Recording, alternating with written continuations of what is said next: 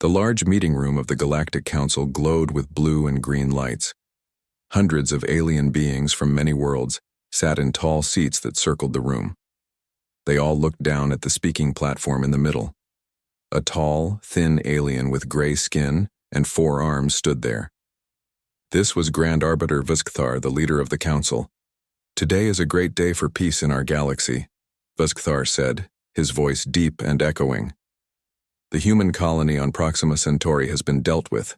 No longer will they ignore our rules or build weapons we have forbidden." The room filled with sounds of approval. Some aliens clapped their hands or tentacles. Others made whistling noises or flashed bright colors on their skin. All were happy about the news. Vuskthar raised his upper arms for quiet. "For too long, these humans have pushed into space that is not theirs. They build too quickly. They ask too many questions. They do not show proper respect." On a large screen behind him, pictures appeared. They showed broken buildings and crashed ships. The colony on Proxima Centauri B was now in ruins. What had been home to 50,000 humans was now mostly rubble and ash. "Our forces took only 3 days to complete this task," Vuskthar continued. "The humans fought hard, but they were no match for our ships and soldiers." Near the back of the room, in a small seat meant for less important members, sat Council Member Dreth. His skin was blue and rough like tree bark. He leaned toward his assistant and spoke quietly. "The humans I have met did not seem weak or easy to defeat," Dreth said. "Are we sure this is the whole story?"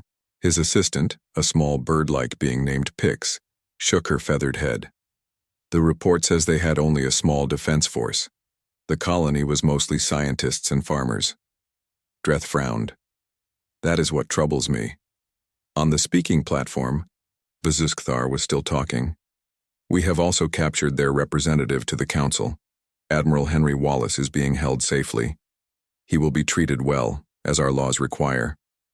In a small white room several floors below the council chamber, Admiral Henry Wallace sat alone. He was a tall man with dark skin and short gray hair. His blue uniform was wrinkled after 3 days of being locked up. He stood up when the door opened. A guard came in. This alien looked almost like a large cat walking on 2 legs, with spotted fur and yellow eyes. "Your belongings," the guard said, dropping a small bag on the table. "The council wishes you to be comfortable while decisions are made about your future." Henry looked at the bag. "When can I contact Earth? My government needs to know what has happened." The guard made a sound like a laugh. "All communications to Earth are blocked. The council does not wish to cause panic among your people. They will be told in a proper way, at a proper time." After the guard left, Henry opened the bag. Inside were his personal items: a comb, a book, a small photo of his family. His communication devices and weapons were gone. He looked at the photo of his wife and son back on Earth. They were smiling, not knowing what had just happened. "They think they've won," he whispered to himself. "They have no idea what's coming." Miles away from the council buildings, in a busy spaceport full of ships from many worlds, a human woman moved quickly through the crowds. Colonel Samantha Reeves wore plain clothes instead of her uniform. Her blonde hair was now dyed black, and she walked with a slight limp that wasn't real. Anyone looking for her would be searching for a military officer in uniform, not a limping traitor with dark hair.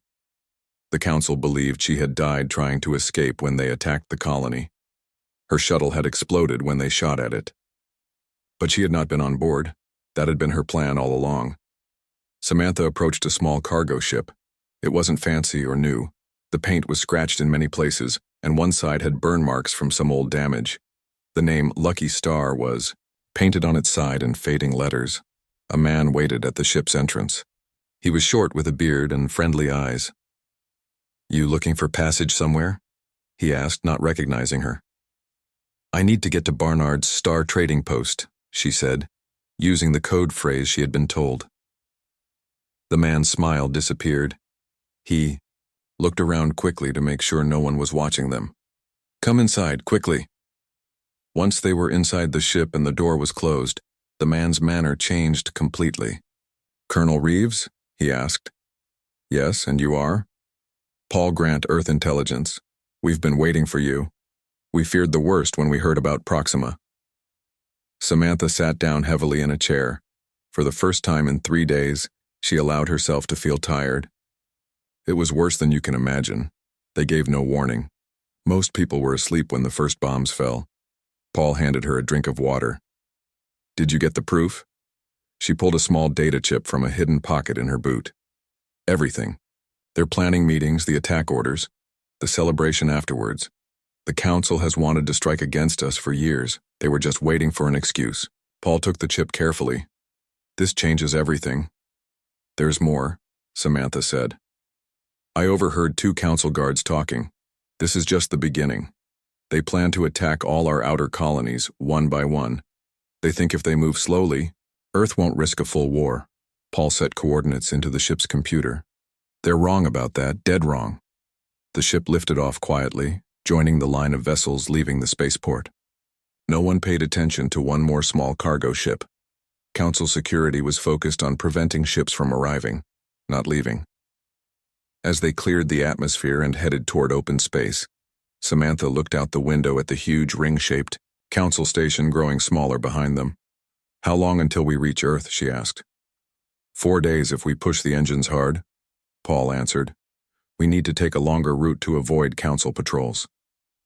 Samantha nodded. The Council thinks they have time. They think Earth doesn't know yet. They're celebrating their easy victory. The ship's engines glowed brighter as they prepared to jump to faster-than-light travel. Let them celebrate, Paul said, as he pushed the jump lever forward. It will make the look on their faces even better when they see what's coming for them. The stars outside the window stretched into lines of light as the ship jumped away, carrying the truth about what had happened at Proxima Centauri, and with it, the spark that would ignite humanity's vengeance. 4 days later, the small ship Lucky Star approached Earth. The blue and green planet grew larger in the front window. Paul Grant carefully guided the ship toward the special military landing area in North America. We're being scanned, he told Colonel Samantha Reeves. Standard procedure. They'll know who we are soon. Samantha nodded. She had barely slept during the journey. Every time she closed her eyes, she saw the burning buildings of the Proxima Centauri colony. She saw families running from the Council's soldiers. She heard the screams. The radio came to life with a woman's voice. Unknown vessel, you are entering restricted Earth airspace. Identify yourself immediately. Paul pressed the talk button. This is Intelligence Transport Lucky Star, code Crimson 7 Alpha. I have Colonel Samantha Reeves on board. She has urgent information from Proxima Centauri. There was a long silence, then the voice returned, sounding different now. Lucky Star, you are cleared for immediate landing at Facility 9. Medical teams will be waiting. The ship descended, through white clouds. Below them, tall mountains gave way to flat land. A large military base appeared with many buildings and landing pads. As they got closer, Samantha could see people running toward the landing area. When they touched down, the ship was immediately surrounded by soldiers and medical workers. The door opened, and Samantha stepped out. A doctor rushed forward with, "A scanner, I'm fine," Samantha said, pushing the scanner away. "Where is President Martinez? I need to see her right away." A tall woman in a military uniform stepped forward. "Colonel Reeves, I'm General Susan Clark. The President is waiting for you in the Underground Command Center. Follow me." They walked quickly through the base. Soldiers stopped and looked at them as they passed. News traveled fast in a military base. Everyone knew something big was happening, but few knew what it was. Deep underground, past many security doors, they entered. A large room filled with screens and maps. People in uniforms worked at computers. In the center stood a woman with short gray hair and a serious face. President Catherine Martinez turned as they entered. "Colonel Reeves," the president said, walking forward to shake her hand. "We feared you were lost with the colony." "Not lost, Madam President, but I saw it all." Samantha took the data chip from her pocket. "And I brought proof of what they did." The president took the chip and handed it to a technician. "Show us." The largest, Screen in the room came to life. It showed a meeting room with many alien council members. Grand Arbiter Vizcathar was speaking. The human colony on Proxima Centauri must be removed, his voice said clearly. They have built research labs that could lead to new weapons. We cannot allow this to continue. Another alien spoke up. But they have broken no laws. We have no right to attack them. Rights? Vizcathar laughed. We are the council. We decide what is right. The humans expand too quickly. They ask too many questions. They do not show proper respect. We must teach them their place in the galaxy. The video changed to show council ships attacking the colony. Buildings fell. People ran. There was no warning, no chance to surrender. It was not a battle. It was a slaughter. President Martinez's face grew hard as she watched. When the video ended, the room was silent. How many survivors? She asked quietly. Unknown, General Clark answered. The council claims they have prisoners, but they won't. Say how many. The president turned to look at a large map of the galaxy on another screen. Earth was marked in blue. The council worlds were in red. Human colonies were small blue dots surrounded by red. They think they can pick us off one by one, she said. Starting with our farthest colony. Yes, Madam President, Samantha said. I overheard their guards. They plan to attack all our outer colonies. They think Earth will not risk a full war to protect them. The president nodded slowly. They believe we are weak because we have been peaceful. She turned to face the room. They have made a terrible mistake. She walked to a special computer and placed her hand on the screen. It scanned her fingerprints. General Clark, please join me for identity confirmation. General Clark stepped forward and added her hand to the screen. Both women then spoke their names clearly. President Catherine Martinez, authorization code, Eagle Summit. General Susan Clark, authorization code, Mountain Storm. The computer beeped. A new screen appeared. With the words Protocol Omega, the president entered a 6-word phrase that only she knew. What is Protocol Omega? Samantha asked quietly to a nearby officer. You'll see, he answered with a small smile. The president stepped back from the computer. Signal all commands. Protocol. Omega is now active. Defense Secretary Rodriguez, please brief Colonel Reeves on what happens next. A man with a kind face approached Samantha. Colonel, please come with me. There's something you need to see. They walked to a smaller room with a large window. The window looked out not at the base, but at a huge screen showing a view of space. It was a live feed from a satellite. For 30 years, Rodriguez explained, Earth has been preparing for this day. We hoped it would never come, but we were not naive. He pressed a button. The view on the screen changed to show the dark side of Jupiter, the largest planet in Earth's solar system. At first, Samantha saw nothing unusual.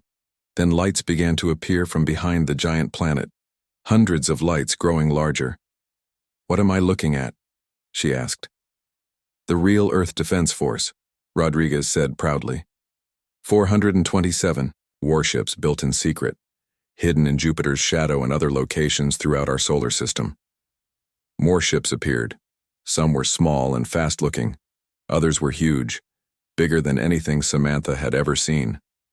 The council thinks they know our military strength, Rodriguez continued. They've seen our patrol ships, our colony defenders, small ships, lightly armed, just enough to handle pirates and criminals. The largest ship came into view. It was massive, at least 20 times bigger than the council's largest known vessel.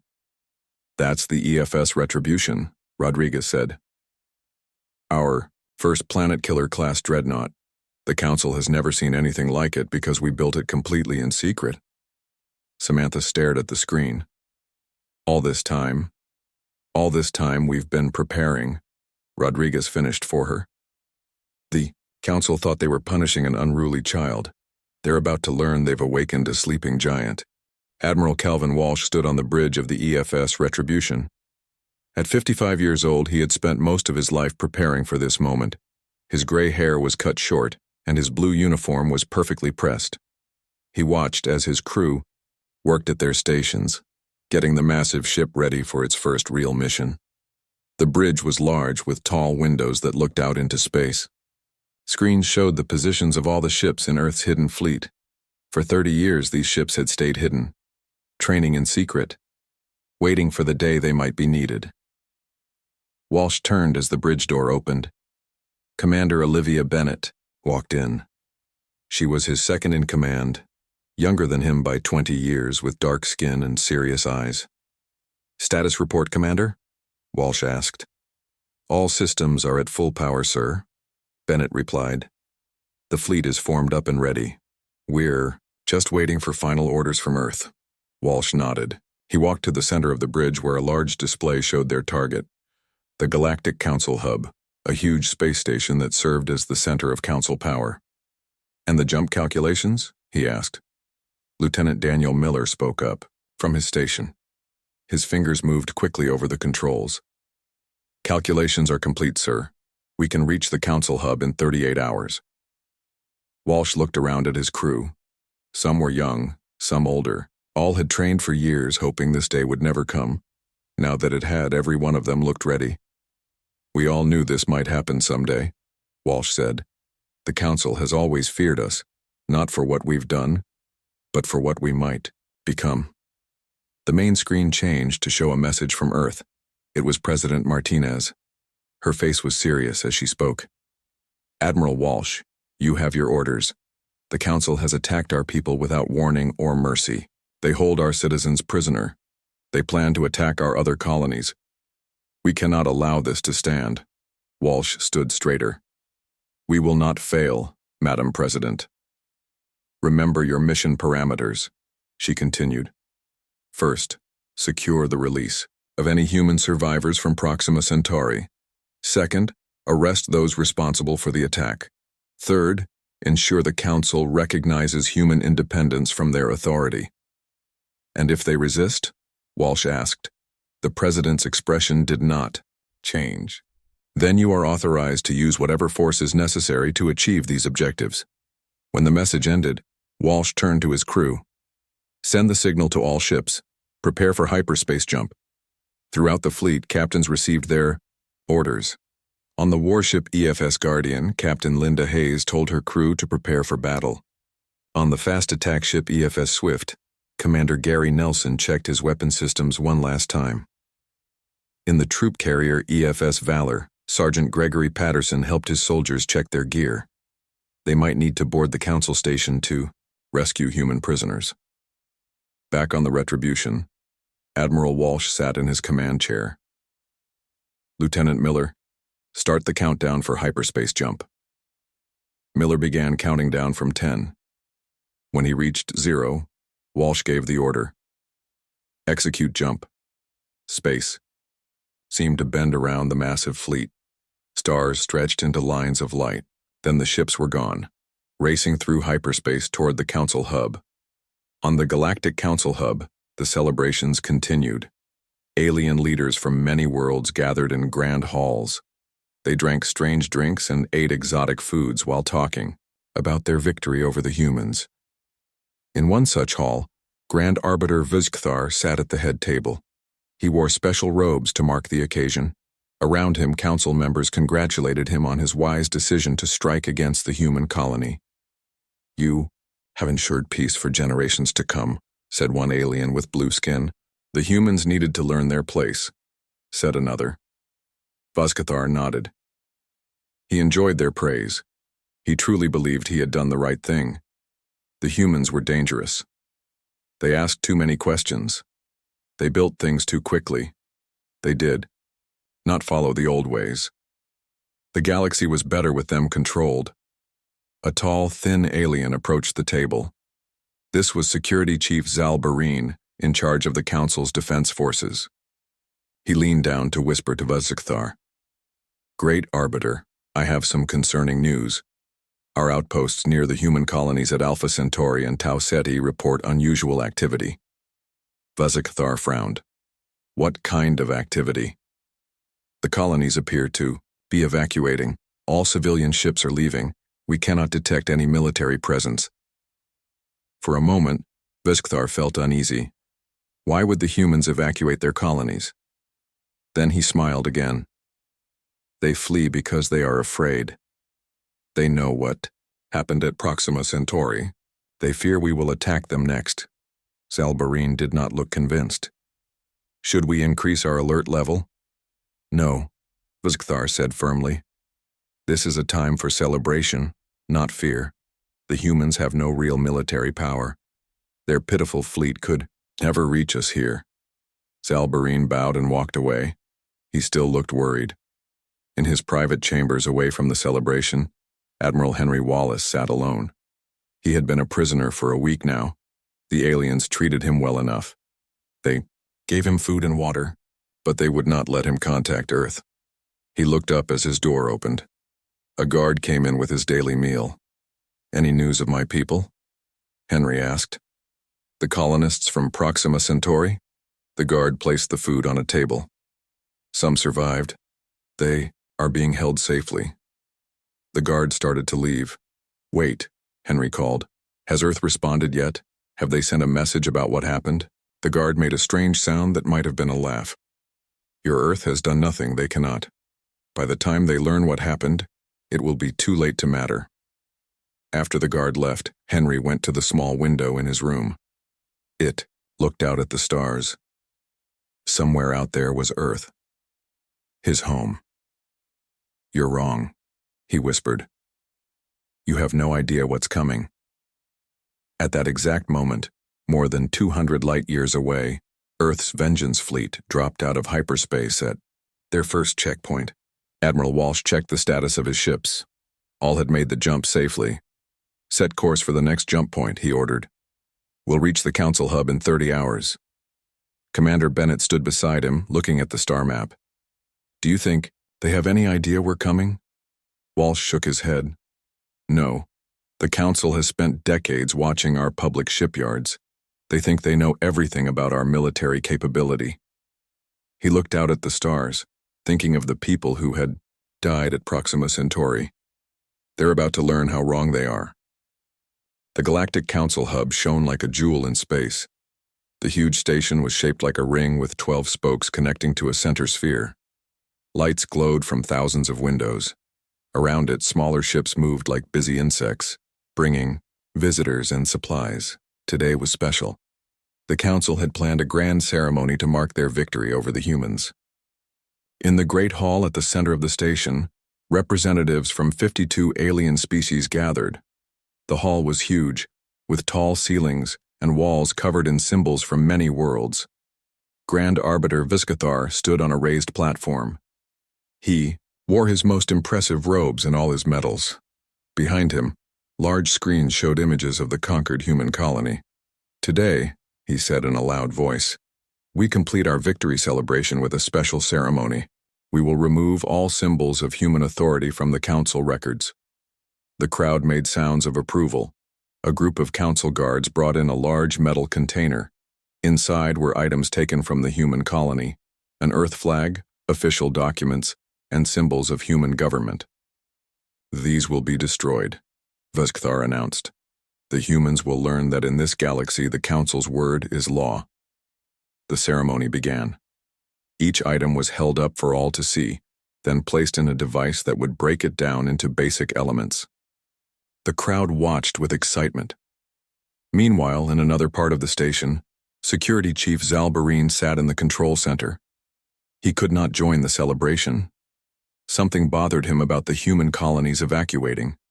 He had increased sensor scans in all directions, despite Vizgthar's orders not to worry. One of his officers, a small green alien with 4 eyes, looked up from a screen. "Chief, we're detecting unusual energy readings at the edge of our sensor range." Zalbarine moved quickly to look at the screen. "What kind of readings?" "Unclear. They appeared for a moment, then vanished. It could be a sensor problem." Zalbarine frowned. "Run a full system check, I want to be sure." The officer worked at the controls. After a few minutes, he looked up again. "Systems are working perfectly. Wait, there it is again. Stronger this time." Now Zalbarine could see it too, a strange pattern at the edge of their sensor range. It looked like ripples in space itself. "I've never seen readings like this," the officer said. Should we alert the Grand Arbiter? Zalbarine thought. For a moment. Thakthar would be angry if his ceremony was interrupted for nothing. But these readings were truly strange. Keep monitoring. If they get stronger or closer, we'll inform him. Back in the Great Hall, the ceremony continued. Most of the human items had been destroyed. The crowd was growing more excited with each one. Bezkathar held up a model of a human ship. This represents their pathetic fleet, he said. Small ships with weak weapons. They pose no threat to our mighty forces. Just as he placed the model in the destruction device, alarms began to sound throughout the station. Red lights flashed on every wall. The crowd grew quiet, confused by the interruption. Bizkathar's communicator beeped urgently. What is the meaning of this? He demanded. Zalbarine's voice came through, sounding worried. Grand Arbiter, we have multiple hyperspace ruptures forming near the station. Hundreds of them. Impossible, Vuskathar said. No one can jump that close to the station. Our safety fields prevent it. Something is overriding our fields, Zalbarine replied. The ruptures are forming now. In the control center, Zalbarine watched in shock as the sensors showed space itself tearing open. First one rupture, then 10, then hundreds. Out of each one came a ship. Not small trading vessels, but massive warships. They were unlike any he had seen before. Identify those ships, he ordered. His officers worked frantically at their stations. They have Earth markings, one called out. But these ships are not in our database. They're much larger than any known human vessels. Zalbarine stared at the main screen. Leading the fleet was a ship so massive it made the Council's largest warship look tiny in comparison. It was shaped like a long arrow, with huge engines at the back and what appeared to be powerful weapons along its sides. Send all guards to battle stations, he ordered. Alert all Council ships in the area. We need reinforcements immediately. In the Great Hall, the celebration had turned to chaos. Alien representatives ran in all directions trying to reach safety. Vuskathar stood frozen on his platform, staring at the message on his communicator. One of his advisors approached, trembling. Grand Arbiter, it's impossible. The humans have no fleet of this size. We've monitored their shipyards for decades. Then where did these ships come from? Vuskathar demanded. Before the advisor could answer, the main screens in the hall changed. Instead of showing the ruined human colony, they now showed the face of a human man with gray hair and a blue uniform with many medals. This is Admiral Calvin Walsh of the Earth Vengeance Fleet, the man said. His voice was calm but firm. The unprovoked attack on our Proxima Centauri colony was an act of war against humanity. We are here to deliver our response. Vuskathar pushed his way to a communication panel. This is Grand Arbiter Vuskathar. You have entered Council space without permission. Leave immediately, or face destruction. Admiral Walsh's expression did not change. You hold humans prisoner, including Admiral Henry Wallace. You destroyed a peaceful colony without warning. We will not leave until justice is done. On the bridge of the EFS Retribution, Admiral Walsh turned to Commander Bennett. Any response from Council ships? Bennett checked her screen. Several smaller vessels are moving to defensive positions. Their weapons are powering up. Walsh nodded. As expected. Lieutenant Miller, start scanning the station. Find our people. Miller worked at his station. I'm detecting approximately 5,000 human life signs on the station, sir. Most are grouped in what appear to be holding areas. And Admiral Wallace? Miller adjusted his scan. Found him, sir. Upper levels, Section 7. Appears to be in good health. Walsh turned to Bennett. Prepare extraction teams. I want our people back. Sir, Miller called out. Council ships are forming attack formations. They're targeting our smaller vessels. Walsh's face hardened. They still think they have the advantage. He pressed a button on his chair. All ships, this is Admiral Walsh. Deploy shields and activate defensive systems only. Do not fire unless fired upon. Around the Retribution, the rest of Earth's fleet moved into position. Energy shields shimmered into existence around each ship, creating a blue glow that was visible even from the Council station. In his holding cell, Admiral Henry Wallace heard the alarms. He went to his window, and saw something that made him smile. For the first time in days, Earthships, hundreds of them. And at the front, a vessel larger than anything he had ever seen. "I told you," he whispered. "You had no idea what was coming." The door to his cell burst open. A council guard rushed, in weapon raised. "Come with me now, you're being moved to a more secure location."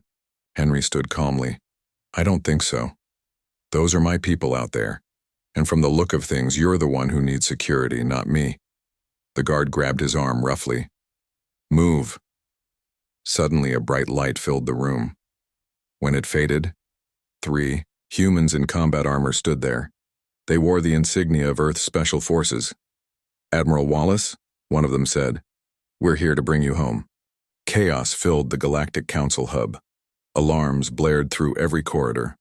Aliens ran in all directions, some trying to reach safety, others rushing to defensive positions. Outside the huge windows, Earth's massive fleet surrounded the station. The ships were arranged in a perfect formation that blocked all escape routes. In the main control center, Grand Arbiter Vizcathar watched the screens with growing fear. He had never seen so many warships in one place. The largest human vessel, the one they called Retribution, was moving slowly toward the station. It was longer than the entire council chamber. "How is this possible?" he asked no one in particular. "They could not have built these ships without us knowing." Security Chief Zalbarine worked frantically at his station. "Our scans show these vessels are fully armed with weapons we have never seen before. Their shields are stronger than anything in our database." "Where are our defense forces?" Vizcathar demanded. "Moving into position now," Zalbarine said. "But they are outnumbered 5-1. On a nearby screen, they could see Council warships forming a protective line between the human fleet and the station. Their ships looked small and weak compared to Earth's massive vessels. "Open fire," Vizcathar ordered. "Destroy their lead ship. Show them the Council cannot be threatened." Zalbarine hesitated. "Grand Arbiter, I strongly advise against—" "Do it now," Vizcathar shouted, his forearms waving in anger. "Or I will. Find someone who will." Zalbarine gave the order. The Council ships fired their weapons. Bright beams of energy shot toward the Retribution. They hit the massive ship's shields, creating a beautiful but terrifying display of blue and white light. When the light faded, the Retribution was completely undamaged. "No effect," Zalbarine reported, his voice quiet. Their shields absorbed everything. Before Vizcathar could respond, the communication screen lit up again. Admiral Walsh's face appeared, looking calm but determined. "That was unwise," the human said. "We came here to talk, not to fight, but we are prepared to do both." On the bridge of the Retribution, Admiral Walsh turned to Lieutenant Miller. "Target their weapons systems only. Disable, don't destroy." Miller nodded and entered commands into his station. "Targeting complete, sir." "Fire," Walsh ordered. From the Retribution, thin beams of bright green light shot out. They hit the Council ships with perfect accuracy. The beams didn't explode or destroy the ships. Instead, they seemed to pass through certain parts of each vessel.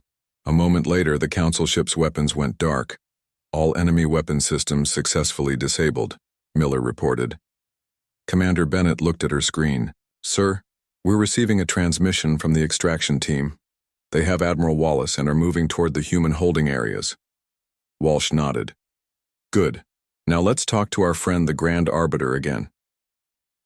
In a service corridor deep inside the Council station, Admiral Henry Wallace moved quickly alongside his rescuers. The 3 Special Forces soldiers led the way, checking around each corner before moving forward. "How many other survivors are there?"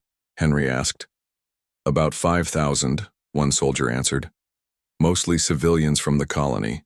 They're being held in large detention areas on the lower levels. And our extraction plan? More teams are heading there now. We have transport ships ready to dock once we secure the areas." They turned a corner and found 2 Council guards. Before the aliens could react, the soldiers fired their weapons. Blue energy wrapped around the guards, freezing them in place without harming them. "Non-lethal weapons," the lead soldier explained. "Admiral Walsh's orders. No unnecessary casualties." Henry nodded with approval. "Good, we're better than them." In the control center, Vizikthar watched with horror as reports came in from all over the station. Human soldiers were appearing everywhere, freeing prisoners and disabling security systems. Their weapons neutralized council guards without killing them. "How are they getting past our shields?" he demanded. "They appear to have some kind of advanced transport technology," Zalbarine said. "It bypasses our defensive systems completely." The communication screen lit up again. This time it showed Admiral Walsh and another human. Vizikathar gasped when he recognized Admiral Wallace standing beside Walsh. "As you can see," Walsh said, "we have recovered Admiral Wallace. Our teams are currently freeing the survivors from Proxima Centauri. Once all humans are safely aboard our vessels, we will present our terms." Vizikathar's anger overcame his fear. "Terms? You dare to dictate terms to the Galactic Council? We have ruled this galaxy for 10,000 years. Walsh's expression did not change. "And in all that time you never encountered a species that could stand against you. Until now." One of Zalbarine's officers approached with a datapad. The security chief read it and turned pale. "Grand Arbiter, I have just received reports that our main defense fleet has arrived. They are engaging the human vessels at the outer perimeter." Vizikathar smiled for the first time since the humans arrived. "Good. Now we will show them the true power of the Council." On the screen, Admiral Walsh received a message from someone off-camera. He nodded, then turned back to Vizikathar.